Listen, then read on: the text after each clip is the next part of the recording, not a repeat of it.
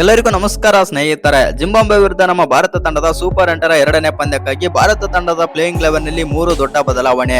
ಯಾರು ಊಹಿಸದ players out ಆಗಿದ್ದಾರೆ ಅಂತಾನೆ ಹೇಳ್ಬೋದು. ಹೌದು ಸ್ನೇಹಿತರೆ, ಅಷ್ಟಕ್ಕೂ ಪ್ಲೇಯಿಂಗ್ 11 ನಲ್ಲಿ ಏನೆಲ್ಲ ಬದಲಾವಣೆ ಆಗಿದೆ ಮತ್ತು ಈ ಪಂದ್ಯ ಎಲ್ಲಿ ನಡೀತಾ ಇದೆ ಮತ್ತು ಯಾವಾಗ ಎಷ್ಟು ಗಂಟೆಗೆ ಅಂತ ಎಲ್ಲ ತಿಳ್ಕೊಂಬರೋಣ ಬನ್ನಿ. ಅದಕ್ಕಿಂತ ಮುಂಚೆ ನೀವೇನಾದರೂ ಚಾನಲ್ಗೆ ಸಬ್ಸ್ಕ್ರೈಬ್ ಮಾಡ್ಕೊಳ್ಳೋದು ಹಾಗೆ ನೋಡ್ತಿದ್ರೆ ಸಬ್ಸ್ಕ್ರೈಬ್ ಮಾಡ್ಕೊಂಡು ಬೆಲ್ ಐಕನ್ ಅನ್ನು ಆಲ್ ಇಟ್ಕೊಳ್ಳಿ.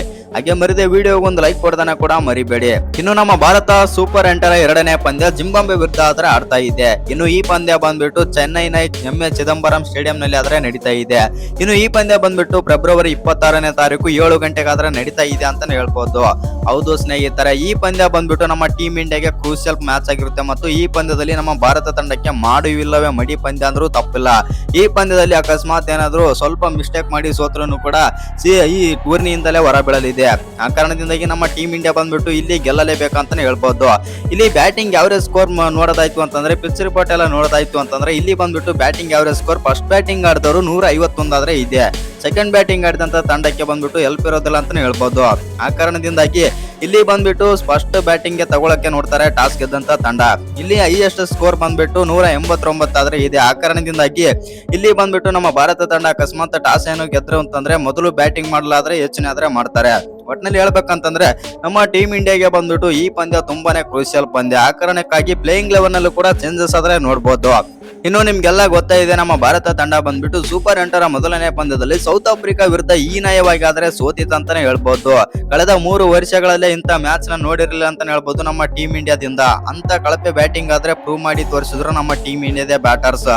ಫಸ್ಟ್ ಸ್ಟಾರ್ಟಿಂಗ್ ಅಲ್ಲಿ ಬಂದ್ಬಿಟ್ಟು ಟೂರ್ನಿ ಸ್ಟಾರ್ಟ್ ಆಗೋಕ್ಕಿಂತ ಮುಂಚೆ 300, 250 ಸ್ಕೋರ್ ಎಲ್ಲ ಹೊಡಿತಾರೆ ಅಂತ ಅನ್ಕೊಂಡಿದೀವಿ ಮತ್ತು ನಮ್ಮ ಟೀಮ್ ಇಂಡಿಯಾದ ಬ್ಯಾಟಿಂಗ್ ಎಷ್ಟು ಸ್ಟ್ರಾಂಗ್ ಆಗಿದೆ ಅಂತಂದು ಎಲ್ಲ ತಂಡಗಳು ನೋಡಿ ಕೂಡ ಭಯ ಪಡ್ತಾ ಇದ್ವು. ಆದ್ರೆ ಸೌತ್ ಆಫ್ರಿಕಾ ವಿರುದ್ಧ 187 ಚೇಸ್ ಮಾಡಲು ಸಾಧ್ಯವಾಗಲಿಲ್ಲ. ಕೇವಲ 111 ರನ್ಗಳಿಗೆ ಆಲ್ಔಟ್ ಆಗ್ತಾರೆ. ಆ ಕಾರಣದಿಂದಾಗಿ ನಮ್ಮ ಟೀಮ್ ಇಂಡಿಯಾದಲ್ಲಿ ಬಂದ್ಬಿಟ್ಟು ಪ್ಲೇಯಿಂಗ್ 11 ನಲ್ಲಿ ತುಂಬಾನೇ ಆದ್ರೆ ಬದಲಾವಣೆ ಆಗುತ್ತೆ ಅಂತಾನೆ ಹೇಳ್ಬೋದು. ಇನ್ನು ಓಪನರ್ಸ್ ವಿಚಾರಕ್ಕೆ ಬರೋದಾಯ್ತು ಅಂತಂದ್ರೆ ಓಪನರ್ಸ್ ಬಗ್ಗೆ ಮಾತಾಡ್ಲೇಬೇಕು. ಓಪನರ್ಸ್ ಆಗಿ ಅಭಿಷೇಕ್ ಶರ್ಮಾ, ಇಶಾನ್ ಕಿಶನ್ ಬರ್ತಾರಾ ಇಲ್ವಾ ಅಂತ ನೋಡೋದಾಯ್ತು ಅಂತಂದ್ರೆ ಕೆಲವು ಅಪ್ಡೇಟ್ಸ್ ಮತ್ತು ರೂಮರ್ಸ್ ಗಳ ಪ್ರಕಾರ ಬಂದಿರೋ ಮಾಹಿತಿಗಳ ಪ್ರಕಾರ ಅಭಿಷೇಕ್ ಶರ್ಮಾ ಮತ್ತು ಇಶಾನ್ ಕಿಶನ್ ಓಪನರ್ಸ್ ಆಗಿ ಬರ್ತಾರೆ. ಆದ್ರೆ ನಂಬರ್ 3 ಅಲ್ಲಿ ಬಂದ್ಬಿಟ್ಟು ತಿಲಕ್ ವರ್ಮಾ ಆಡೋದಿಲ್ವಂತೆ. ತಿಲಕ್ ವರ್ಮಾ ಬದಲಿಗೆ ಬಂದ್ಬಿಟ್ಟು ಸಂಜು ಸ್ಯಾಮ್ಸನ್ ಅವರಾದ್ರೆ ಆಡ್ತಾರಂತೆ. ಯಾಕಂತಂದ್ರೆ ಸಂಜು ಸ್ಯಾಮ್ಸನ್ ಬಂದ್ಬಿಟ್ಟು ಎಂ.ಎ. ಚಿದಂಬರಂ ಸ್ಟೇಡಿಯಂಗೆ ಸೂಟ್ ಆಗ್ತಾರೆ ಮತ್ತು ಅಲ್ಲೇ ಅವರು ಜಾಸ್ತಿ ಮ್ಯಾಚಸ್ ಎಲ್ಲ ಆಡಿರೋ ಕಾರಣದಿಂದಾಗಿ ಎಂ.ಎ. ಚಿದಂಬರಂ ಸ್ಟೇಡಿಯಂ ಅವರಿಗೆ ಫೇವರೇಟ್ ಆಗಿರೋ ಕಾರಣದಿಂದಾಗಿ ಸಂಜು ಸ್ಯಾಮ್ಸನ್ ಅವರನ್ನ ನಂಬರ್ 3 ಅಲ್ಲಿ ಆಡಿಸೋಕೆ ಪ್ಲಾನ್ ಆದ್ರೆ ನಡೆದಿದೆಯಂತೆ. ಇನ್ನು ನಂಬರ್ 4 ಅಲ್ಲಿ ಬಂದ್ಬಿಟ್ಟು ಸೂರ್ಯಕುಮಾರ್ ಯಾದವ್, ನಂಬರ್ 5 ಅಲ್ಲಿ ಹಾರ್ದಿಕ್ ಪಾಂಡ್ಯ, ನಂಬರ್ 6 ಅಲ್ಲಿ ಶಿವಮ್ ದುಬೆ ಪ್ಲೇಯಿಂಗ್ 11 ನಿಂದ ಆಚೆಡಕ್ಕೆ ಸಾಧ್ಯವಿಲ್ಲ. ಯಾಕಂತಂದ್ರೆ ಎಲ್ಲ ಬ್ಯಾಟರ್ಸ್ಗೂ ಕೂಡ ಕೈ ಕೊಟ್ಟರು ಕೂಡ ಈ ವಿಶ್ವಕಪ್ ನಲ್ಲಿ ಬಂದ್ಬಿಟ್ಟು ಸಕ್ಕದಾಗಿ ಆಡ್ತಾ ಇದ್ದಾರೆ ಶಿವಮ್ ದುಬೆ. ಆ ಕಾರಣದಿಂದಾಗಿ ಶಿವಮ್ ದುಬೆ ಆಡ್ತಾರೆ. ಇನ್ನು ನಂಬರ್ 7 ಅಲ್ಲಿ ರಿಂಕು ಸಿಂಗ್ ಆಡ್ತಾರ ಇಲ್ವಂತ ಎಲ್ಲ ಅಭಿಮಾನಿಗಳಿಗೂ ಕೂಡ ಕಾತುರದಿಂದ ಆದ್ರೆ ಕಾಯ್ತಾ ಇದ್ದಾರೆ. ಯಾಕಂತಂದ್ರೆ ರಿಂಕು ಸಿಂಗ್ ಅವರಿಂದ ಅಂತ ಹೇಳ್ಕೊಳ್ಳಂತ ರನ್ಸ್ ಏನೋ ಬಂದಿಲ್ಲ ಮತ್ತು ಪರ್ಫಾರ್ಮ್ ಏನೋ ಬಂದಿಲ್ಲ. ಆ ಕಾರಣದಿಂದಾಗಿ ರಿಂಕು ಸಿಂಗ್ ಬದಲಿಗೆ ಕುಲ್ದೀಪ್ ಯಾದವ್ ತಂಡದಲ್ಲಿ ಆದ್ರೆ ಬರ್ತಾರೆ. ಯಾಕಂತಂದ್ರೆ ಎಂ.ಎ. ಚಿದಂಬರಂ ಸ್ಟೇಡಿಯಂ ಅಂತ ಬಂದಾಗ ಸ್ಪಿನ್ನರ್ಸ್ ಗಳಿಗೆ ಹೆಲ್ಪ್ ಇರುತ್ತೆ. ಆ ಕಾರಣದಿಂದಾಗಿ ಇಲ್ಲಿ ಬಂದ್ಬಿಟ್ಟು ಕುಲ್ದೀಪ್ ಯಾದವ್ ಅವರನ್ನ ಆದ್ರೆ ಆಡಿಸ್ತಾರ ಅಂತ ಹೇಳ್ಬೋದು ತಂಡದಲ್ಲಿ. ಆ ಕಾರಣದಿಂದಾಗಿ ರಿಂಕು ಸಿಂಗ್ ಅವರು ತಂಡದಿಂದ ಹೊರಗುಳಿಯುತ್ತಾರೆ. ಇನ್ನು ವಾಷಿಂಗ್ಟನ್ ಸುಂದರ್ನ ಆಡಿಸ್ತಾರಾ ಇಲ್ವಾ 8ನೇ ಕ್ರಮಾಂಕದಲ್ಲಿ ಅಂತ ನೋಡೋದಾಯ್ತು ಅಂತಂದ್ರೆ ಈ ವಾಷಿಂಗ್ಟನ್ ಸುಂದರ್ ಇಂದಾನೆ ನಮ್ಮ ಟೀಮ್ ಇಂಡಿಯಾ ಬಂದ್ಬಿಟ್ಟು ಸೂಪರ್ ಎಂಟರ ಮೊದಲನೇ ಪಂದ್ಯದಲ್ಲಿ ಆದ್ರೆ ಸೋತಿತ್ತು. ಆ ಕಾರಣದಿಂದಾಗಿ ಇವ್ರನ್ನಂತರೂ ಸತ್ರು ಆಡಿಸೋದಿಲ್ಲ ಅಂತ ಹೇಳ್ಬೋದು ನಮ್ಮ ಟೀಮ್ ಇಂಡಿಯಾ ಬಂದ್ಬಿಟ್ಟು 2ನೇ ಪಂದ್ಯಕ್ಕಾಗಿ.